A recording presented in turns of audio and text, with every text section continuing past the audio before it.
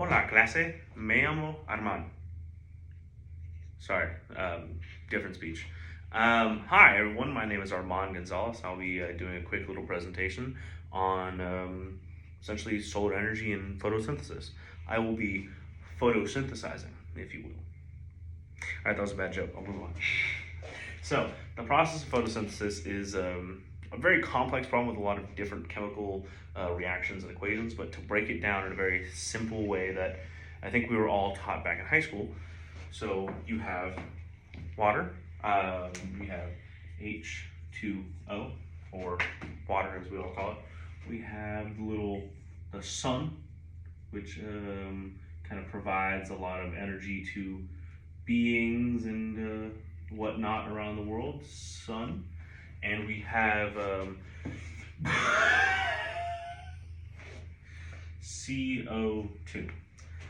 Now you combine the sun, the water, the CO2, that all pours right into these chloroplasts here, which are within leaves. If you can see their little Minecraft blocks that represent these leaves, they all go on to give nutrients to the plants and the tree here, which I'll be using to make a further demonstration.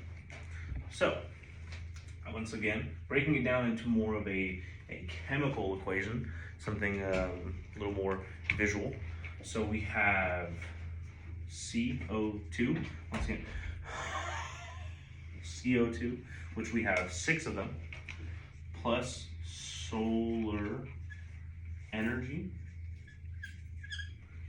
plus 6H2O, so that's 6 hydrogen dioxides, which we then, dihydrogen monoxides, that then go into the chloroplasts of the plant and turn into 6O2, which is 6 carbon dioxides, plus C6H12O6. Now, what is that? That is 6 carbon molecules plus 12 hydrogen molecules and 6 oxygen molecules, as well as this entire reaction produces 6 molecules of O2, which is oxygen, as we call it. Now, we can break this down further. C6H12O6 breaks down into glucose, which, as stated by a lot of people around the world, you need glucose to essentially function in day-to-day life. This glucose breaks down further, as it is a simple sugar, into ATP. Now, if you've gone to the gym often, or are a bit of a science nerd like myself, you know that ATP is what we use in our muscles and essentially everywhere in our body to be able to function. Now, we all say the mitochondria is the powerhouse of the cell. That's what we're all taught. However, ATP also does a lot of that heavy lifting through, well, its energy production and the energy it stores and provides. Now, you heard me just mention the mitochondria. Now, I'd like to go back a little bit in this example, and so we see that we have all these leaves here. Now, plants and humans or animals are very similar in a lot of their ways. However, where they differ mostly, besides, well, shape, structure, having a mind, being able to function on a daily basis, work a job like a 9 to 5, essentially the biggest difference that we can think of, that I can think of off the top of my head, is the way they produce energy. Now, here we have a group of leaves.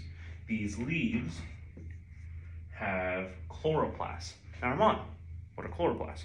Chloroplasts are essentially kind of like the plant's version of a mitochondria. Essentially what they do is the chloroplasts will get this solar energy and it'll absorb it through their cell walls, the cell membranes. Solar energy will go into here and then say, oh, we have some rainfall. So we have all this water that comes down, and let's say it just settles right along the dirt. So that water then seeps into the dirt, goes into here, and then that dirt, after it absorbs it, that water is then absorbed by the cell roots, or the plant roots. That then goes up the tree through these tubes and goes into these cells of the leaves, into their chloroplast, or into the cell that then uses the chloroplast plus CO2 to then produce ATP. Thank you very much. I hope you all have a great day.